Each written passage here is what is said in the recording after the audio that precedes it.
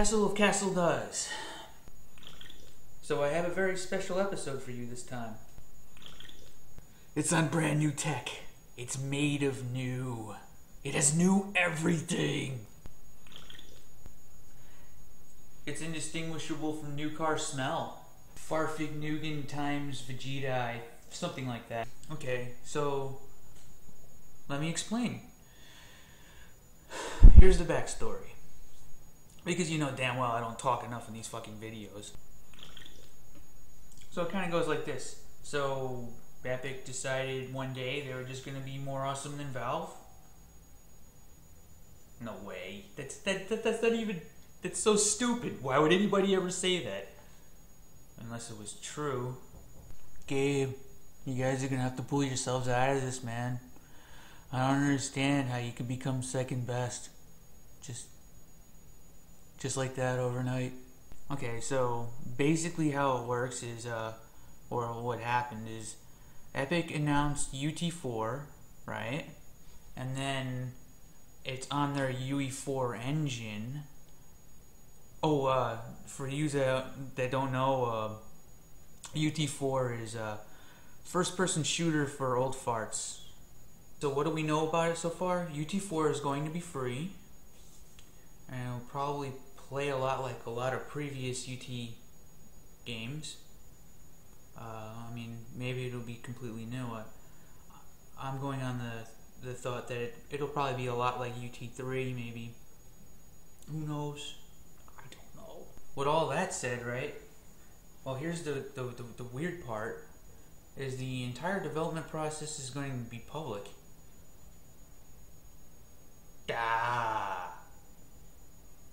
That's completely different from... Oh, everything. You know what that means? That means I'm just going to have to make a map for it. So I got some ideas, and oh boy. I know a lot of level designers out there. You guys can all relate. That first time you open up a brand new engine and you don't know how to use it. I got it all recorded, and fuck yeah. Alright, so you can actually watch the Yeti in the forest and fucking see the fuck am I talking about. But you can see exactly what I just said. Yeah.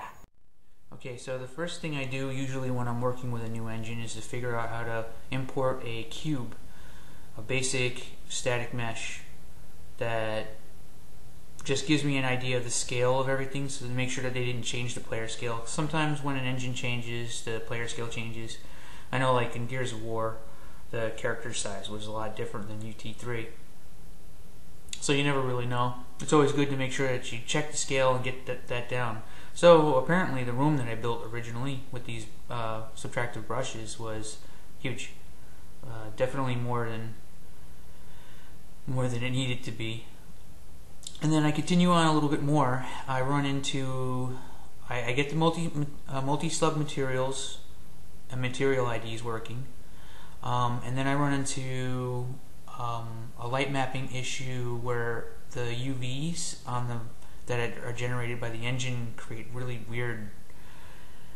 I have another problem where my copy of Max is very old and doesn't have a latest FBX exporter, which is going to end up probably being an issue that I have to solve. The only thing is I'm so broke I can't do anything about it. But I need to be able to set up proper UVs that are not weird like the ones that are generated by the engine right now. Hopefully maybe that'll get updated. I really hope so. But anyway, I ended up getting everything to work, and at that point I started working a little bit more with the brushes and trying to get a feel for materials. And just, you know, overall just playing with the engine. I'm preparing to, you know, do some actual work on it at this point. And I don't know, it feels pretty good. I like the brush manipulation. I feel like the engine has come a long way. And it wasn't too hard for me to get some static meshes in with some multi-sub materials and get a basic light map pass on it, and it seems to be in pretty good shape. Okay, so all the basics are in order, aside from not being able to get light maps and static meshes. You should just use dynamic lights on everything because it's 2014. Nah, that won't fly. Alright, so after I go through this phase, the next thing I do is I take a very solid look at one of their levels. So I realized that there's like the elemental test and stuff like that. I went with their FPS first-person shooter demo, which at this point in time, it doesn't really feel like a Unreal Tournament. It's sort of more of a realistic shooter. That's because of the aim down sight feature and stuff like that, although UT may actually go that route. That'd be kind of weird. So like UT3 meets Call of Duty.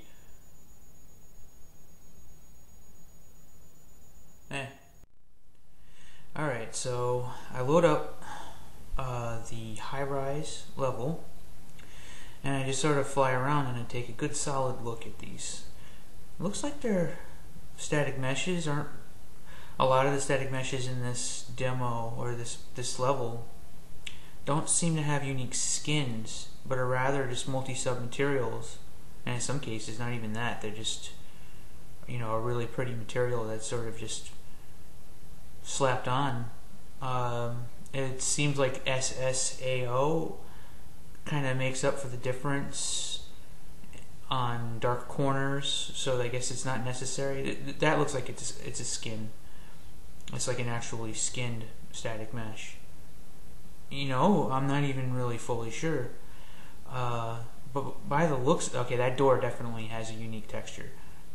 But by the looks of it, most of this is actually just, you know, materials slapped onto the polys without unique skins, sort of box mapping or planar mapping going on here. Alright, so it looks like you can get away with box mapping to get something that looks decent in a short amount of time. That's also really good because there's a lot of nice materials already set up and everything like that for me. But the real question is, what do I want the map to be? Well, I want it to be something that'll be easy to look at when you play the game in a serious manner, but still look next gen. Alright. That's the goal. Okay, so what I mean by easy to look at, this picture here is a pretty damn good example of something that's extremely hard to look at. While it's gorgeous, it's absolutely beautiful, I can't really tell if that chain gun is part of the floor, and I can't tell the shape of the room just by looking at it. That's a problem. Okay, so how about this? Now, I can tell exactly what shape the room is. There's still really detailed and pretty objects in there. It still looks really good. What if the arena was artificially created geometry just for the sole purpose of deathmatch? A chamber for deathmatch. A chamber for deathmatch. So take the artificially created test chambers of Portal and use them as sort of like the arenas that would be used for deathmatch in Unreal and UT4. So it kind of ends up doing both, you know, all those things at once. So at this point, now that I kind of have my idea, my initial plan, I'm actually going in and doing brushwork at this point. Now I decided to go with subtractive brushes. I know a lot of people are completely, oh my god, I don't want to, you know, subtractive brushes, they totally confuse and nothing should ever work that way. But if you're a Doom mapper, if you've ever made levels for Doom, then you know, the pen tool is super confusing right now. There's no way to escape out of it. I can't hit escape to get out of it. But if you're a Doom mapper, the subtractive brushes are sectors. I swear, the level practically builds itself. I almost felt like I was working with Doom Builder. It's really straightforward. But the pen tool allows me to just draw out an entire room, drag it up, and one thing, Epic, please can you make it so that I can choose to make my pen tool just do subtractive brushes? Otherwise it's about as straightforward. So I have to manually go in and turn these additive brushes into subtractive brushes. It's really not that big of a deal. So I'm getting everything pretty much blocked out. I have an idea for a layout, and I'm just kind of winging it, going at it. I've designed a similar layout like this before, but for nothing that's ever shipped or anything like that. It's a layout that I think would be really fun to play. However, it's really difficult also to even have any idea of like how fast the player is going to move. Like, what's the player movement? What's the jump height? What's the anything? At this point, I'm just totally. Well, one of the things that's nice about the subtractive brushes is that at least with subtractive brushes, there are fewer vertices, there are fewer objects for me to deal with when I want to go and rescale the entire map for when I have an idea of what the movement speed is going to end up being like. The pen tool is so far proving to be my favorite. I love the fact that I don't have to compile the map every time I want to see a change with brushes. They've actually improved the brushes to a point that they're pretty nice to use right now. So I streamlined this little curve to go up here, but the pen tool gets really confusing. See, if I'm in an orthographic view and I switch to the pen tool and I press spacebar in order to start drawing something, it just switches my widgets to something else, which is annoying. And there's a bug where if I want to escape out of the pen tool, it won't let me just hit escape. I'm not sure what button I have to press. I'm really impressed with how the level of quality on the light mass. It's even better now. I don't know if it's just because we're throwing higher resolution at it or what, but it's just so much nicer. So far, I'm really a fan. The engine is just gorgeous. I'm able to just build this layout that I want to build so easily.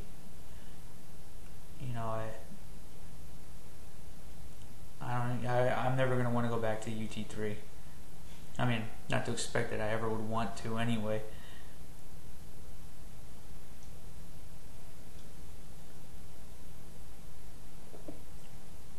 The Kega health would end up going down in this hole down here,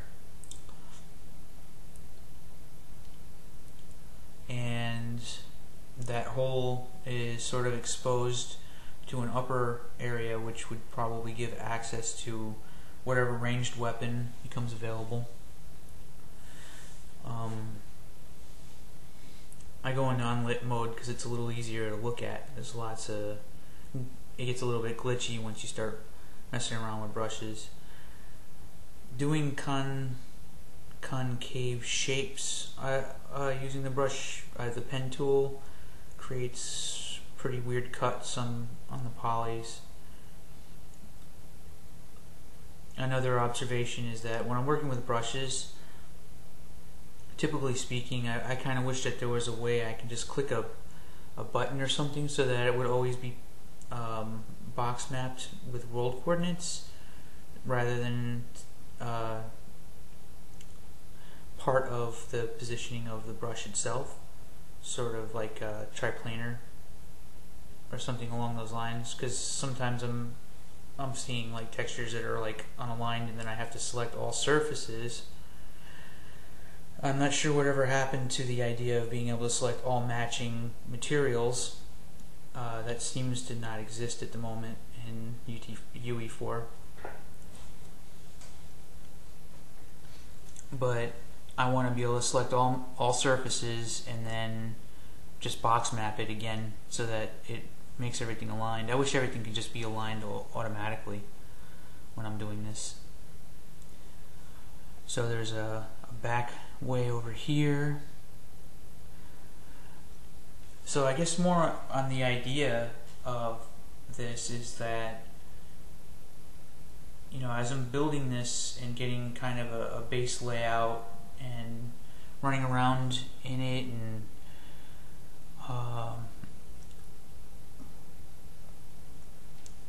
I feel like it would be kind of cool if people who are spectating, as one of the other things too is we're dealing with a genre that is supposedly dying, the arena first-person shooter. I don't think it's dying. I think it's just because people gave up on it and they didn't start making anything new. You know, it's just as good as anything else. Maybe it's not, you know, going to be as popular as Call of Duty and everything like that, but there is definitely going to be a hardcore community who are interested in arena-style first-person shooters.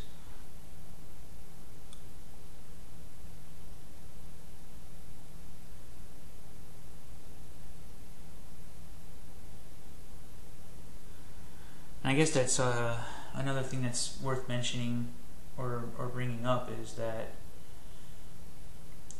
trying to combine the artificially built specific to, you know, test chamber, you know, building it specific, a realistic environment built specifically for gameplay purposes. I like the idea of the test chambers from Portal because they were designed that it's exactly the same thing. Except, you know, instead of accommodating puzzles, I'm building to accommodate deathmatch. And these chambers were being built and then rebuilt, and Portal is pretty interesting because of that. Imagine if these arenas were built, you know, where it's like you can look outside of the map and you see this super realistic environment, or, you know, through windows, but the environment that you're within is literally these boxy and weirdly shaped arenas that actually look realistic. You know, like they were really built that way just to be that. I personally think that would be an excellent way to make a next-gen arena shooter. You still have all of the realistic stuff. So with that in mind, I'm making sure that, you know, the use of brushes is actually going to work out really well for this, simply because brushes are very boxy. And then one of the other things too, I guess, the density of detail can be really, really dense wherever there is detail, because a lot of the walls, floors, and ceilings will be very boxy. So whenever I do have a static mesh, maybe I can go and really, you know, fill it out with polys to give it a real smooth and detailed look. So it'll be like perfectly flat wall and then a really like detailed trim that sort of goes along it. Wherever there is detail, then just really pour it on thick.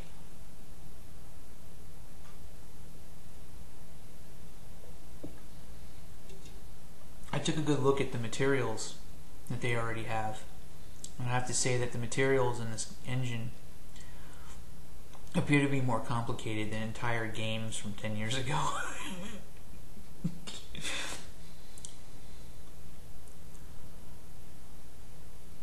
And it's pretty interesting too, because material systems, materials are experiencing huge growth in the game industry,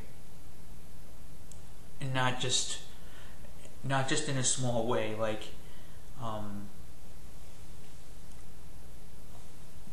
there are games right now where it's like you have a road texture whether it's snowing out, a road texture whether it's raining, and it's all just one material that has all of these different things for different weather, whether or not it's wet from rain and affected by fire, like if you're burning car and then it'll like blend a thing in. There are some just really amazing examples of materials. This is something that bugged me. So I'm using the pen tool and I switch over and I can't do the split. It doesn't let me split the brush. That was kind of annoying.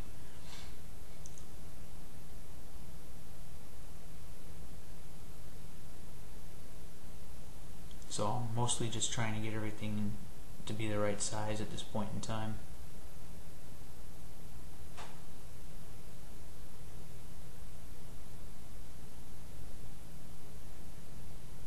This is a drop down that'll be for a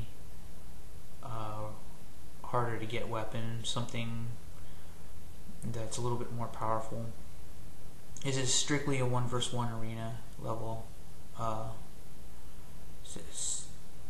Thinking that the level is going to actually just be called Chamber.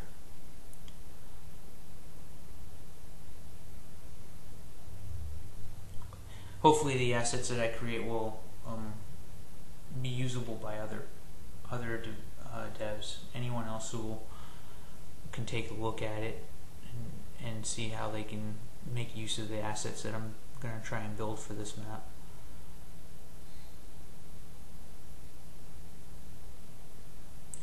I think it'll be a pretty slow process building this level, and I'll probably return to it many times, not just for the sake of multiplayer, not just for the sake of gameplay, but because it's going to be really hard to predict how UT4 will even play so far. So I wanted to try and experiment with putting a wall right here, because I plan to have like a jump pad or a fast moving lift in this corner, and I didn't like it. I ended up just kind of pulling it off and just get rid of it. I traded in for something else. I don't like that entire corner. I need to do something different with that corner.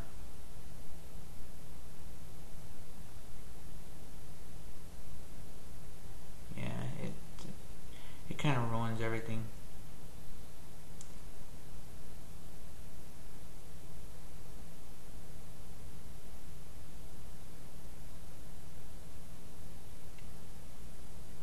I don't like this corner.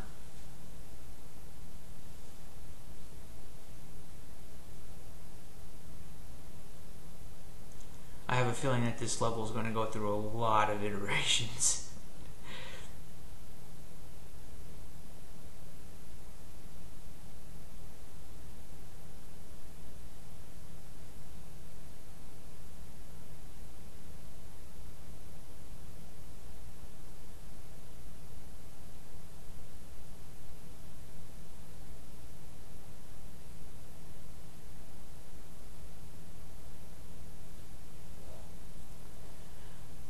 And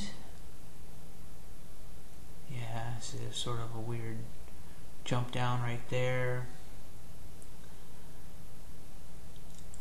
It's like two different jump downs. You can't go in through the bottom and expect to get to the item. You have to jump down from above. That is a deliberate design.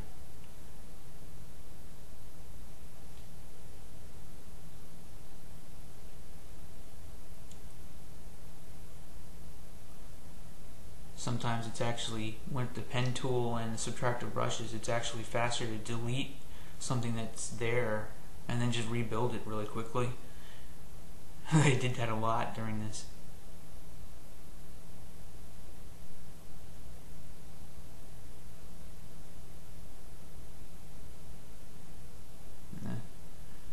Using an additive brush right there.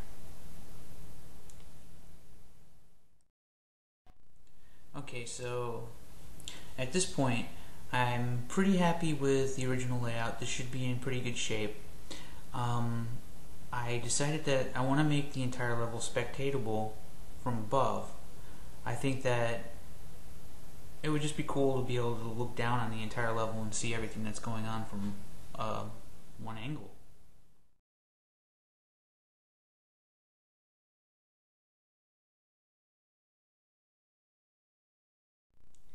And here it is, flying above, and kind of, you know what? Maybe bleachers or some kind of like, yeah, you know, something along those lines would probably be pretty interesting to see out here. Maybe I should make a model for it.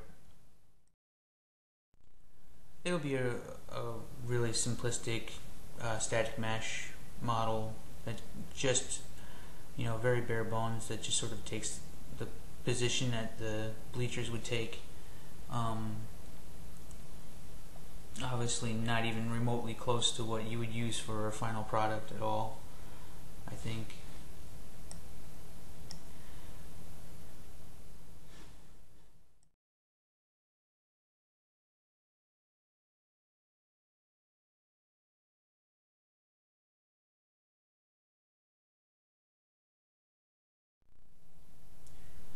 Importing static meshes into the engine isn't so bad.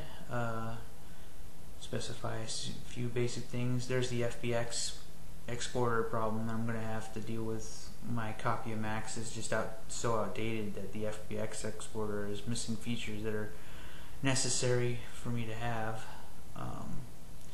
Boy, it would be nice if Max was a little cheaper to upgrade, or that I didn't actually buy Max at one point in time, which, man, that is just, I feel so bad for doing that. It felt like a good idea at the time. Now that I'm broke and unemployed, yeah, that could have been food on the table for a little while.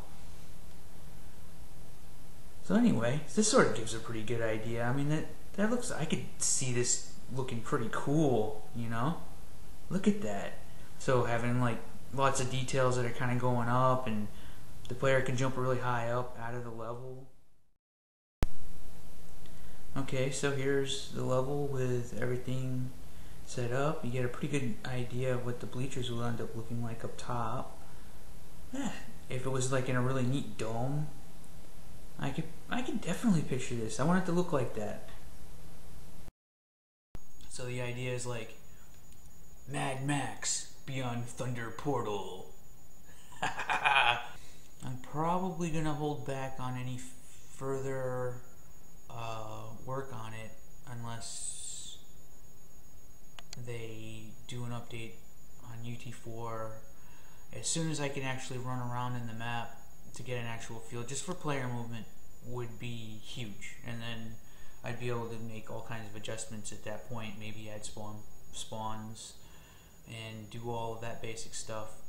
I'll document the whole entire thing.